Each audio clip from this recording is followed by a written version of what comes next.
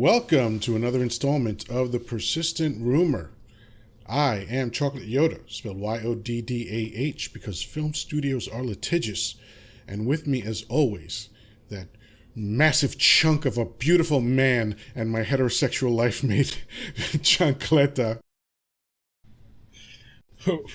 How's it going?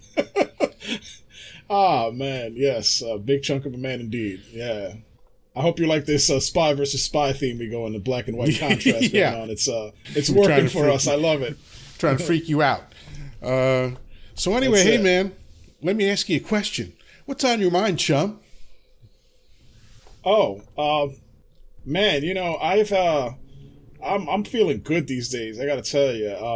The last time we talked, I think we had an episode. Our first episode was about all the mental health challenges that I have, but I had another therapy session. I've been meditating. I'm starting yoga. I'm the biggest dude doing yoga now, I'm probably sure. So yeah, I just decided that I'm going to break away from stereotypes and the things that I've been doing because, I like lifting weights. Things are good, but I don't feel comfortable going to a gym right now. Yeah. And one of the things that I felt is I've lost some of the, I'm really not limber. My shoulders hurt. I try to do a push-up and man, that kills my shoulders. It's not even like I can't do the push-up. It's like it just kills my shoulders, and I'm particularly heavy, you know what I mean? I think yoga is going to be that thing where it's like I'm going to get that good stretch. I'm going to get limber again, and I'll just take it from there, man.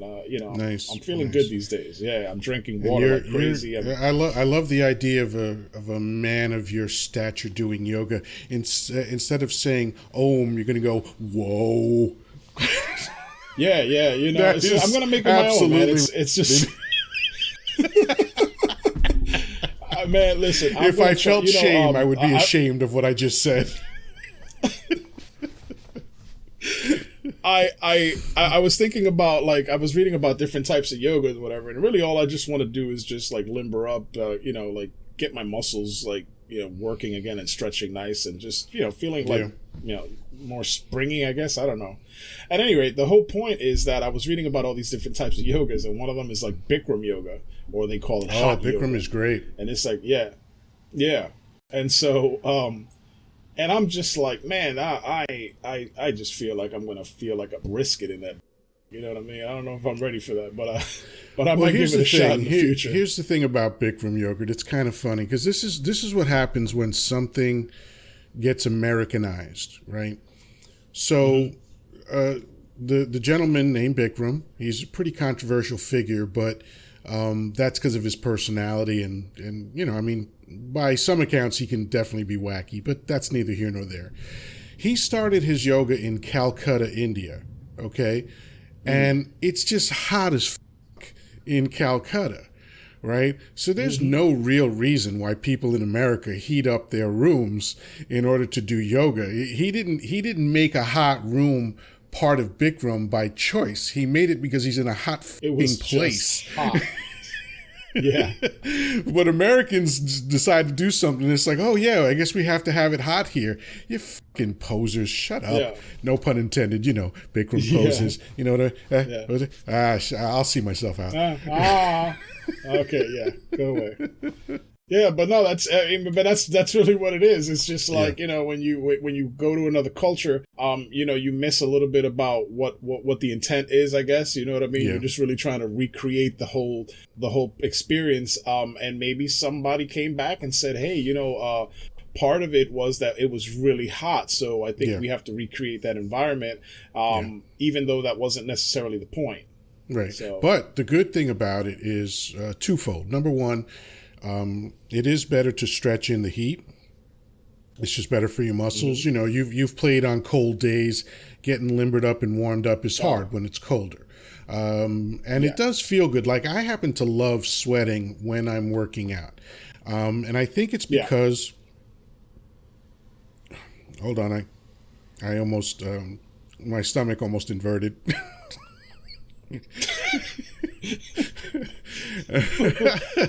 What's happening here?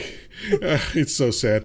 Anyway, I think it's because I have been an athlete my whole life, and I stopped playing sports when I was about 37. I used to play basketball all the time. But since then it's been weights and things like that. So I've been athletic my whole life. And I just got used to sweating. I got used to, being drenched in my own sweat. And so inadvertently, it became a very comfortable feeling for me. So when I did Bikram, I really enjoyed that aspect of it. And of course, it's one of those things where, let's say you go to a class and it's just too hot for you, just stop. Nothing says that you have to keep going. No one's going to poke you or prod you. They're used to people fainting in that motherfucker.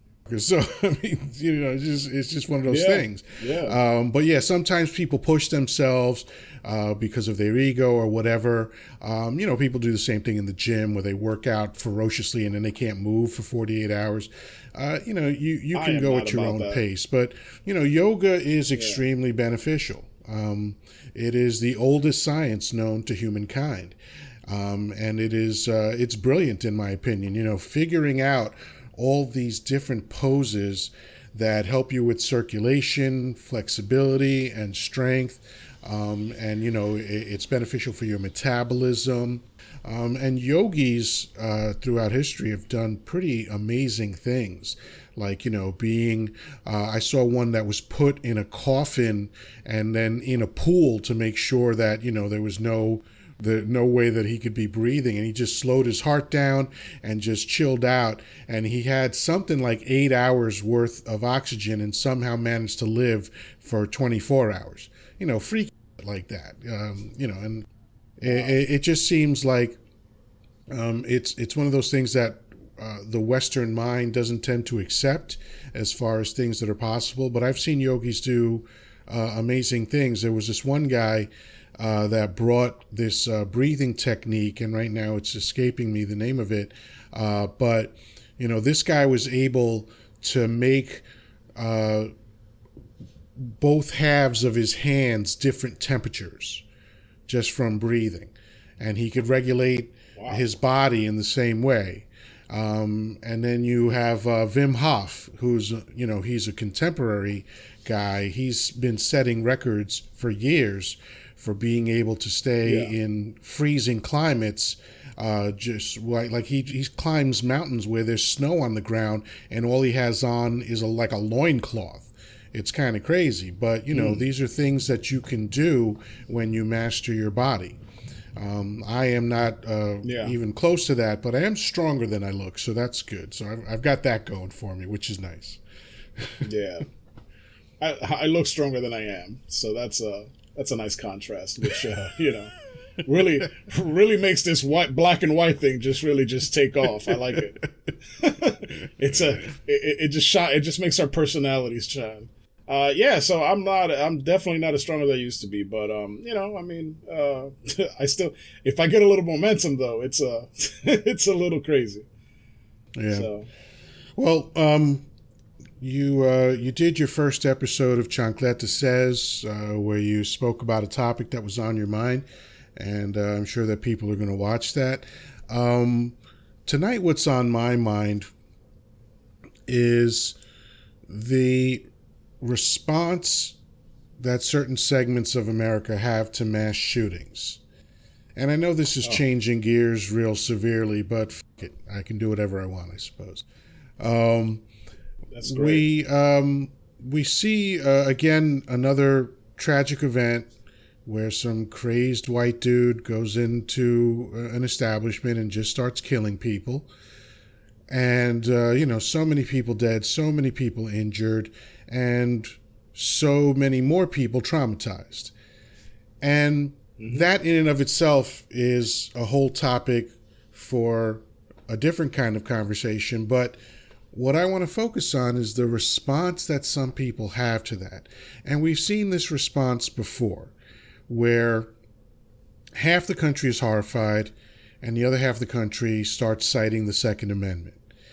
And I just don't understand how this disconnect keeps happening. Why is it that some people cannot manage even a moment of compassion for what happened to these people before they start making excuses for why nothing can be done about it. You know, there was this senator or congressperson, I forget, just a couple of days ago talking about, you know, how we treat drunk drivers different than we treat these murderers. And it's like, well... Representative Kennedy from Louisiana. Yeah, the interesting thing is that you inadvertently made a great point. Why don't we treat these murderers the way we treat how we handle automobiles and the people that drive drunk and the people that drive drunk and then hurt or kill somebody while they do it? Like, right. Even though we prosecute people that drive drunk and hurt somebody, whether they crash into a building or they, you know, destroying property or clip somebody and hurt them or run over them and kill them, we have a methodology for dealing with that. And we never hesitate to deal with that. We put people in jail when that happens. And we've never said, oh, let's take all cars off the road. And while we're at it, how about every car gets registered? Every car has to have insurance. You have to have a license to operate the vehicle by passing a written and a practical test. When you sell the car, there's a record of it. The new owner has to register it. If that new owner changes state, they have to register it all over again. Like, we keep tabs on over 300 million vehicles in America. Why do we think that we cannot apply the same system to gun owners? Why is that met with resistance? I have no idea. It's the most bizarre shit in the world, because literally nobody is talking about taking anybody's guns away. We're just looking for more practical solutions of controlling it. And then it's like, oh, you know, like nobody says, oh, we should, you know, we've done everything from like reducing the magazine capacities to guns and all of these different things. And it's like, none of that is effective, because you can just go buy a gun. Like, regardless of what laws are happening in any state, there's so many ways to get around it. It's ridiculous. It's like you can go to a gun show and buy a gun like you're buying potato chips. That's ridiculous. You know what I'm saying? And it's just like, you know, and so it's like, okay, cool. So we have to register a car, right?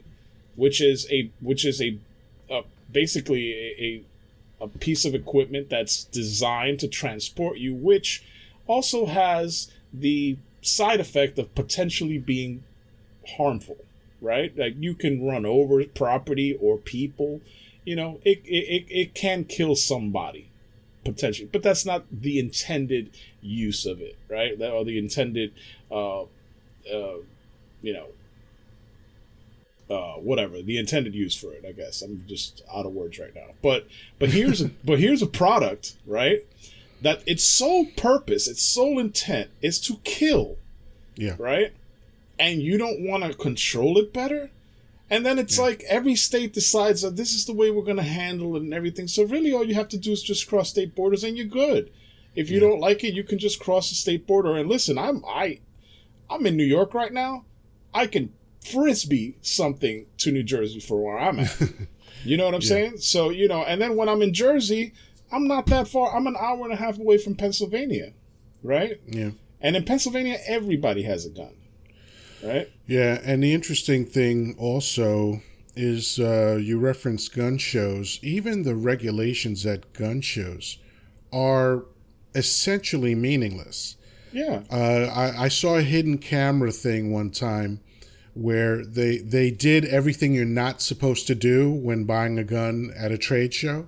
Right. Including admitting that the goal was to get a gun so he could kill somebody. And the guy was like, oh, you're not supposed to say that. And still sold him a gun. Right. You know, because, hey, guess what? It appears that money is the main motivator behind all this. Exactly. Right? Yeah. And when you follow the money, you start to understand why all these politicians do nothing about this. And not for nothing, as much as we love President Obama and all that stuff, that had 8 years to tackle this and didn't do a goddamn thing. Yeah, Okay, absolutely. so it's the system. There's too many people making too much money, including the lawmakers who are supposed to be protecting us. Because that's the whole point of having lawmakers. It's that they are intended to be working for the greater good of society. But that doesn't happen when you legalize bribery. So now you have this group of people that's content to sit back and take bribes from lobbyists, legalized bribers that go in and legally bribe these congressmen and senators and representatives and all that, just so they can continue making money off of this enormous industry. And it's a shame because, you know, we are told how great America is, right? And my position on this at this point is prove it. Show me the proof for where all this care and greatness and all this stuff is, because I rarely see it. And I'm not saying America's a terrible place, but it's kind of a terrible place in certain circumstances. And this whole sanctity of life and pro-life and all this other stuff, well, why don't you start demonstrating how much you really believe in the sanctity of life? Why don't you really start demonstrating how pro-life you really are and actually protect life? Yeah. It's only pro-life when it's a fetus. After that, you. Right. And then George Carlin spoke extensively about that. Yeah. You know, unless you're 18, then, you know, it's like, hey, we need you, you know, for the military. Just come join us. But, you know, here's the thing that my problem with government is that regardless of whether it's Republican or Democrats at the helm, it's always some where it's like, you know, it's almost like, oh, well, you guys, you know, it's a free for all kind of situation, you know. So if the government is not doing anything for its citizens and it's essentially just a free for all and you're on your own, what the do we need government for? Go away. Right. You know what I mean? Like, stop taxing us, get the out of our way, and we'll figure it out. Well, see, here's the thing. I don't mind taxes because that's what gives us roads and electricity. I don't want to run my own power lines. I don't want to dig wells for water. I want an infrastructure, right? But when you get to the point where basic needs are not being met despite how much money is in the American system, then we have a problem. You know, then I start to agree with what you're saying. But instead of no taxes, I say, how about no laws? How about, like, you take the example of Deadwood, and it was one of a few towns where there were no laws. Well, guess what? People regulate other people. Before there were laws 300,000 years ago, people regulated the people in their group, you know, and we all have a community. We have varying communities. We have our family. That's a community. We have our friends. That's a community. We have our co-workers. We have the village at large. We have the state at large, and we have the country at large. And all of these things are concentrically larger communities that have made it loud and clear what you can and can't do, right? So we know you're not supposed to murder. We know you're not supposed to rape. And why spend all this time and effort making laws that really essentially are meaningless when you compare them to things like gun control and pollution and food quality and poverty and healthcare, and the list goes on and on. You know, infant mortality, garbage production, pollution. You know, that's what I want government to take care of. The big jobs that it's difficult for the citizen to manage, right? But the system has been just completely convoluted and completely bastardized to the point where it doesn't do these things anymore. Not in the way that's most advantageous to the average person. Yeah, exactly. And I think part of it is just because, you know, we essentially let big business step heavily into the government. You know, now it's at the point where it's like we have lobbyists for everything. And it's essentially just legal bribery, you know. Interestingly, they're not even hiding that fact that that's what it is. Yeah. interestingly, a few of the forefathers wrote about the idea of conflating business and government. Some of it was disingenuous, I think. Some of it was purposely obscure. I know that in part of what Lincoln was writing about during the Civil War was his paranoia about involving businesses in the issues of state, because he knew that in order to defeat the South, defeat the South, that he was going to have to tap on the shoulders of businesses to provide the funds that were needed for the war effort. But he was really, really concerned about that, and all of his concerns came true. You know, now business and government are essentially one and the same.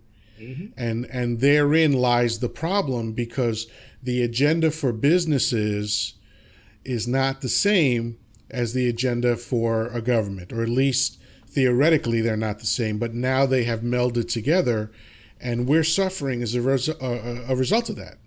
Yeah, absolutely. Crazy inequality, you know, exploitation of workers everywhere. Like, it's ridiculous.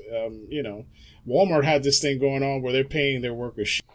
Not only are they paying them shit, but they're only giving them like 32 hours a week to work, right? I don't know what the current situation is. This is just something that happened, you know, for a large portion of their of time as they ran their business. And then so they had this thing where they were literally setting up little workshops inside their Walmarts to get people on public assistance. And I'm thinking about, how the fuck do you employ somebody and you know, and help them get public assistance? Like, that's the Walmart helps to create the working poor. And it's like, wow, that on face of it should be absolutely illegal. Like, how is that even a thing? But it happened. Because Walmart works with lawmakers. Yeah. And then combined, like, the Walton family are worth over $100 billion. They were like, it's worth ridiculous. Something like $20 billion each. Yeah. It's and ridiculous. you know, what Walmart does is that they get tax breaks, which means that they're not contributing to the infrastructure. Right. They disrupt the local economies wherever they're located, and they make sure that they keep their workers impoverished. And their claim is that, well, you know, how can we make profit if we pay our people right? Well, the answer is Costco. Costco pays people a living wage, and dollar for dollar is actually more profitable than Walmart is. That's right. That's the way it works. You know, you can run a business well, you can make money. It's about stopping greed, really. It's like, listen, like, I'm not against anybody making millions. Like, that's you know, that's the dream that everybody talks about, the American dream, right? It's just coming to this land of fortune that people talk about. You know, listen, I come from immigrants. I'm a first generation American. You know what I mean? Like, I'm, you know, all of my parents, all of my uncles and aunts, they came from Dominican Republic.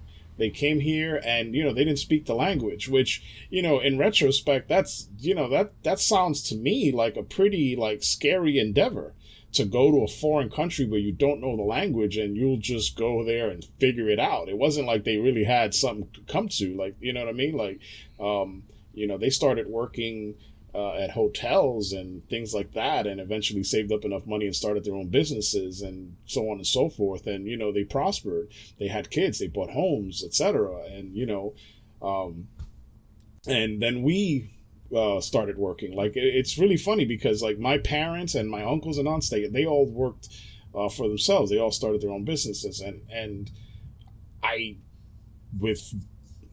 I think invariably, me and all of my cousins just worked for somebody. We found employment because I think we were just sort of guided that way. Like, oh, you go to school, you find a good job, whatever the case is. And, you know, I don't know of anybody who actually started their own business. You know what I mean? We all, you know, some of us had little side hustles here and there, and I've certainly given it threw in the hat there just to give it a shot. But for the most part, it's funny how those things work out. I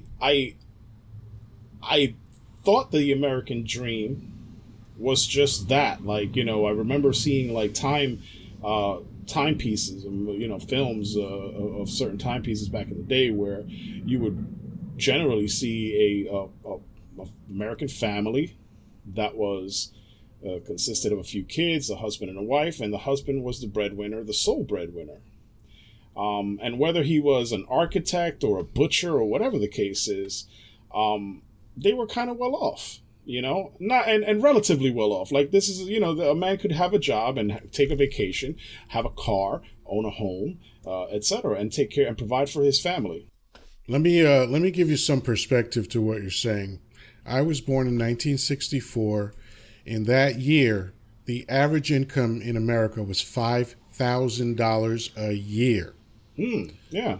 Okay.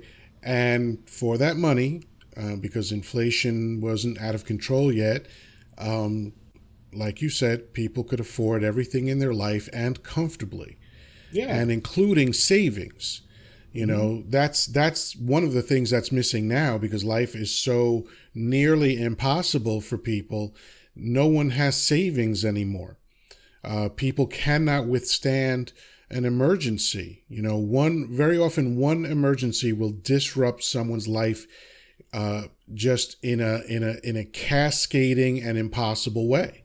Yeah. Like if someone falls behind 1 month in rent, it is almost insurmountable. If they fall behind in 2 months, it's nearly impossible. If they fall behind for 3 months, it's a wrap. Yeah. Okay. People never recover. It's crazy. And there is no reason why this is so except what you mentioned earlier, and that's greed. Right. Gordon Gekko in the film Wall Street said greed is good, but that's horseshit. Yeah. That's some bombastic 80s American bull. Greed is not good. Yeah. No. It's for those of you who like follow the Bible, it's one of the deadly sins, right? The 7 deadly sins are not in the Bible. Stop saying things that are not true. Well, I don't like it. That's true. The 7 deadly sins are not in the Bible, but but it is part of the religion. It is said in churches and things like that. So yeah, I mean it's that Pagels, right? One of the G's is greed, the other is gluttony. But yeah, I mean. Whether it's in the Bible or not is really immaterial to me because why are you living your life by the Bible? There's too many horrible things in there, but just from a practical human to human point of view, obviously greed is not a good thing. Not at all. If you have motivation, if you have a lust to self-improve, and you do it in a way that doesn't harm anyone else, that's fine. But once you introduce greed, you're introducing an element that doesn't care about the consequences of your actions. Right. And this is not a good thing. I don't care how you spin it. I don't care how popular it is in American cinema. It's horseshit. Okay? Yeah. Greed is a terrible thing. Greed is the reason why America is the way it is. And Absolutely. If you think it's wonderful, it probably means that you're white and you're enjoying white privilege. Congratulations to you. But for the vast majority of people in America, it is an almost insurmountable daily struggle. The anxiety never leaves you. You're constantly worried about bills. You're constantly worried about the future. How are you going to put your children through college? How are you going to save for retirement? How are you going to save for an emergency? God forbid your car breaks down. And yes, I'm an atheist that just said God forbid. Fuck you. Anyway, yeah. If something happens, what do you do? Most Americans cannot handle, or not. I think it's something like 40% or 60% of Americans can't handle an emergency over $400. That's insane. That's not the way people are meant to live. And it would be one thing if there was a legitimate reason for why the conditions are the way they are. Like if you're in a war-torn developing country, you at least have some reasons, even if they're not good reasons, at least there are reasons for why things are the way they are. But in America, there's literally no good reason for why things are the way they are. And the main bad reason for how they are is because of greed. Yeah, it's absolutely right. And to add to that, it's, we lack compassion, right? Yes. Because we don't, we turn, we're judgy. You know what I mean? Like, look, like, just the fact we could bring back this shooting incident, like the fact that, anytime you hear, and we have these conversations yearly, various times throughout the year, it's horrible that these things have happened. Supposedly, there's something like 120 mass shootings that have already occurred, and it's just March this year. Yeah. So within 3 months, approximately 120 mass shootings have already occurred in the United States. That's crazy. And like, and, you know what's crazier? That's slower than usual. Yeah, and it's probably because like most people are like indoors and working from home. Oh, it's 100% because of the pandemic and the quarantine. 100%. Yeah, and it's bizarre that like the first thing is like, oh, here we go again. We're gonna take our guns away. Like, no, like let's take a few moments. Let's take a few days and just like have a little compassion for the lives lost. Okay, so let me ask you a question. Let's say their worst fears came true, and all the guns were taken away. Why are your guns more important than human life? I honestly don't know. I don't have an answer to that because I can't. No, because you're not a psychopath. Yeah. But like that, this is the question that I want to ask these Second Amendment. Why do you have such a for the Second Amendment, man? It was when was it? 1789 or 1889, some shit like that. Like, come on, man, get the fuck over it already. This shit was written when we had muskets. Yeah. Like, why is that more important to you than human life? Again, you keep talking about the sanctity of human life. You keep talking about pro-life. Where the fuck is it? Put your fucking money where your mouth is and deal with the fucking gun situation. Yeah, and it's not going to go away. Like, it's just not.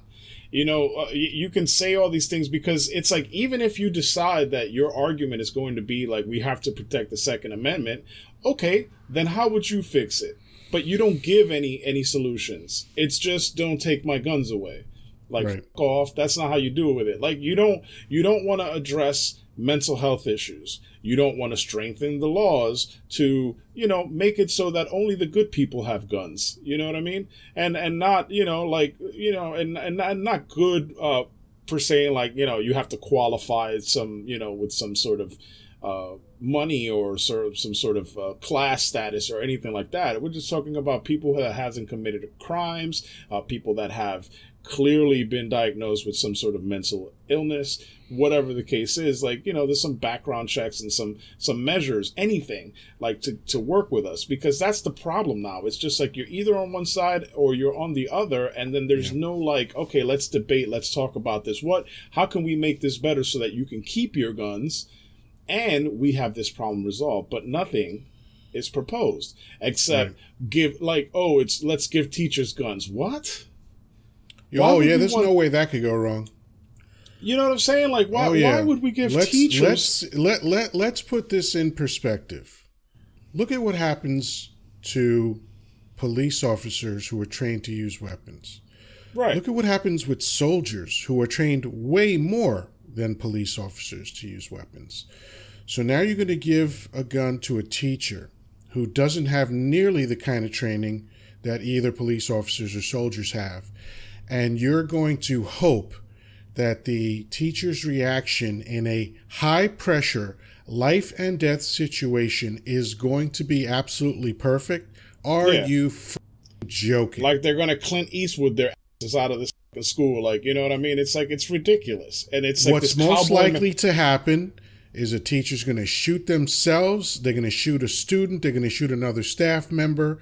And the last person they're going to shoot is the other person with the gun that they're trying to shoot. Okay? Yeah. But doesn't it shine a very, very vivid light on the response that America has had to the coronavirus pandemic when you understand the same kind of response that they've had to the gun issue? They seem very tied together, don't they? They do. I mean, how much resistance to a mask did you imagine was going to happen when this first started? Like, I did not think for a second that we were going to be met with this kind of like pushback about wearing a fucking mask during a pandemic that grew out of control. Sucker in Senate, Rand Paul, who had the unmitigated gall to try to tell Dr. Fauci that he was wrong on the mask issue. And credit to him, and credit for him to keeping his cool, because I would have down his throat. Like you. What are you? I'm sorry. You're an ophthalmologist. Go f yourself. Get the fuck out of my butt.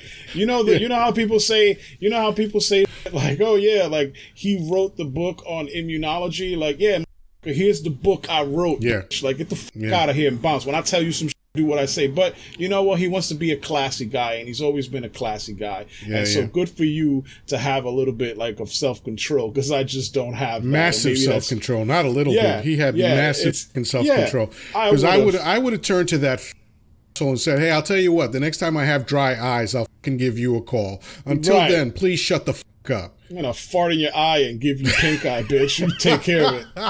You know what I mean? Like, pink eye. This guy. Like, I just get like the audacity for anybody to like really like question somebody to that level. Like, listen, America's top immunologist. Right? And it's like, here's what you do with Dr. Fauci. You ask him a question, a genuine question, and then shut the fuck up while you get 50 years of experience, knowledge, and wisdom in the fire, on the front lines, handling everything from AIDS to the coronavirus pandemic, everything in between. Shut the fuck up. Yeah. Like, if, like, let's say we were in, you know, some sort of dystopian future, which I really feel we kind of are at this point. But let's say we were in Mad Max has happened. Yeah. As a matter of fact, wasn't Mad Max, like, supposedly, like, in 2021, like it was supposed the time. Yeah, it might have been. I'll have to double check that, but that could be. Yeah, I think so. At any rate, but imagine we live in this sort of dystopian future where everybody's just kind of on their own. We're trying to figure things out, and you know, we're trying to get back together. And somebody decides it's like, okay, we need a plan. Like, how are we going to? What are we going to do about shelter? Like, wouldn't you listen to the guy who really knows how to probably build a house or secure it or something like that? Like, wouldn't that be the person that you go to? It's like, oh, this guy's an architect. Like maybe, the leading civil engineer, maybe. The leading civil engineer. It's like, okay, we have to get water. We have to get that. Like, and then just like listen to him and follow his directions. Like, why would you question like this man's, like, even if he's not the best civil engineer or he knows more than you do. Right. Right? And like have a little humility to just sit down there and learn. And maybe what could happen is that you learn as much as he does, and then because you have an open mind, you might be able to kind of like improve on some of his logic or whatever the case is. But until you really have that nice understanding that he has, it's just like you really can't do anything with that. Like, there's always, and this is true for every human, there is vastly more information that you don't know than you do. And that's just always going to be the case. It doesn't make you stupid. It's just that humility there are things goes that a long way, man. Yeah, you just don't understand it. Like, you know, we live in an era where it's like, oh yeah, you know, like this is bull. You know, everything from astrology to you know, like the Earth being flat to wind power being stupid or whatever. Like, it's just like it just goes on, and it's just like the only thing that you're doing is impeding progress. Yeah. Right. And that's you're really slowing what down the problem train, is. man. You are slowing down the train, and it goes all over the world. I mean, this isn't unique to the United States, but it's really prevalent here, and it's getting old. Yeah. Hey, let me tell you something about windmills, man. They kill pigeons. So do planes. We can't have them. So do buildings. Yeah. So, I mean, again, you're putting the advancement of mankind behind pigeons. Hey, I like pigeons. They're nice. I like that goofy sound that they make. I'm a New Yorker. Pigeons are a staple. They're basically flying rats, but I love them anyway. Windmills, they're served in restaurants and all that shit, and that's fine. So windmills kill pigeons. Let's get rid of windmills. That's it. Can't have them. Guns are killing children. Let's keep the guns. I want to keep my guns. Like, where's your logic here, bro? Like, you know what I'm saying? It's like, I don't understand what the fuck is happening. Are pigeons and geese, like, more important than children? Like, where are we going with this? Apparently so. So that, you know what? That's a good way to close out this episode. America, let the persistent rumor be the first source to tell you that pigeons and geese are more important than the safety of the human species. So, go fuck yourself. Solar power!